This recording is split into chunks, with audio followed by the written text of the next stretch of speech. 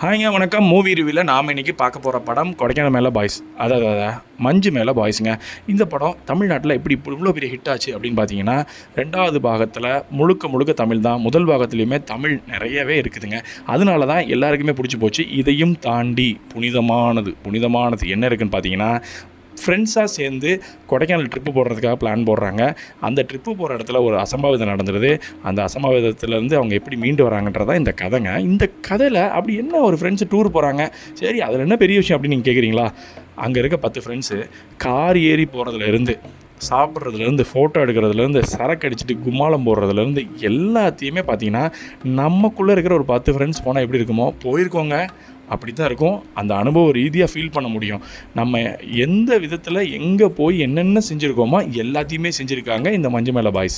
அந்த விஷயத்தினால தான் இந்த படம் இவ்வளோ பெரிய ஹிட்டாக இருக்குது. அதையும் தாண்டி மறுபடியும் புனிதமானது என்னன்னு கேட்டிங்கன்னா, இந்த படத்தில் டைட்டில் கார்டு போடுறதுலேருந்து பார்த்தீங்கன்னா முடிகிற வரைக்கும் எண்டு கார்டு வரைக்கும் பிஜிஎம்மில் இந்த உண்டான காயம் எங்கும்னு ஆரம்பித்து நம்ம தலைவர் கமலஹாசன் பிஜிஎம்மை குணா கமலில் கொடுத்து கைதட்டல் வாங்கிட்டே இருக்காங்க.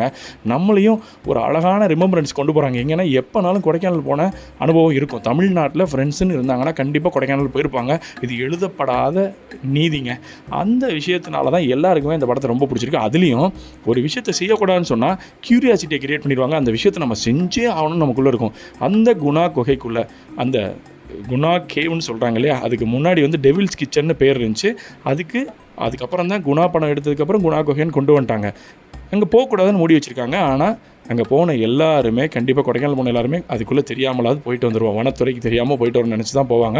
அது ரொம்ப டேஞ்சர், கண்டிப்பான முறையில் உயிருக்கு ஆபத்தானது. அதை தான் இந்த படம் சொல்ல வருது. ஆனால் போகக்கூடாதுன்னு சொல்லியிருக்கனால க்யூரியாசிட்டி கிரியேட் ஆகி அதுக்குள்ளே போகிறோம். நம்ம எப்படி இப்போலாம் எல்லோரும் போனோமோ அந்த படத்துலேயும் அப்படி தான் காப்பாங்க. அவங்களாம் உள்ளுக்குள்ளே அந்த குணா குகைக்குள்ளே போனதுக்கப்புறம் நிறைய பேர் எழுதியிருக்கோம். இந்த பாய்ஸ் அந்த பாய்ஸ், இந்த ஊர் கொச்சின்னு, இந்த ஊர் அந்த ஊர் திருநெல்வேலி மதுரைன்னு.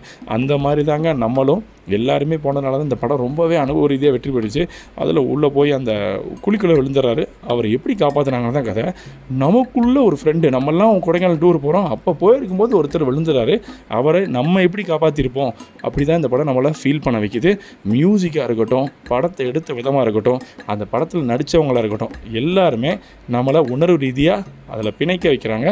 மஞ்சு மேலே பாய்ஸ் வேறு லெவலு. தயவுசெய்து பார்த்து என்ஜாய் பண்ணுங்கள். குடும்பத்தோடு பார்க்கலாங்க.